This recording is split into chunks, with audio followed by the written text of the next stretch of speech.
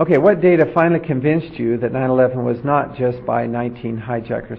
You know, the final convincing was this molten metal that I learned about. And pretty quick, I'm learning about molten metal pools under both towers after they collapsed, and Building 7. Now, Building 7 wasn't even hit by a jet, you know, and yet it comes down, and then it's got this molten metal underneath.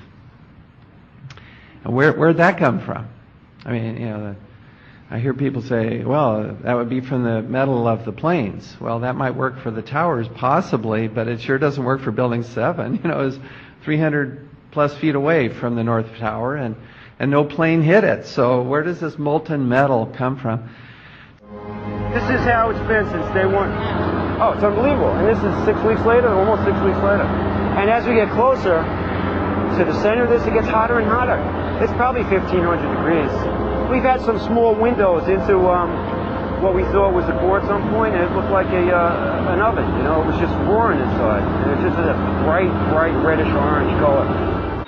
And we also see this molten, yellow-hot molten metal with white wispy ash pouring out of the South Tower just minutes before its collapse. And I've shown this video, and it's just amazing. The photographs of that, it's in the NIST report. They say, well, probably molten aluminum from the aircraft. No, sorry, it's not.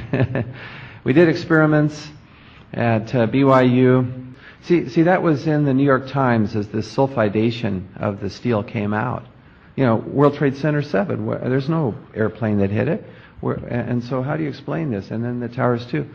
And the New York Times said this is the greatest mystery uncovered so far. On that, the molten metal pools indicate, in this case, a large amount of incendiary or explosive material. Superthermite is explosive.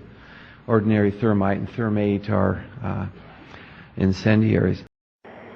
It had been one of Madrid's most emblematic buildings. A skyscraper more than 100 meters high.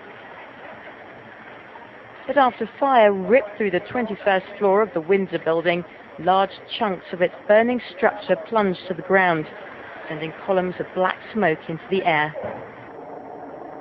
The building, in the business heart of Madrid, was empty when the fire started.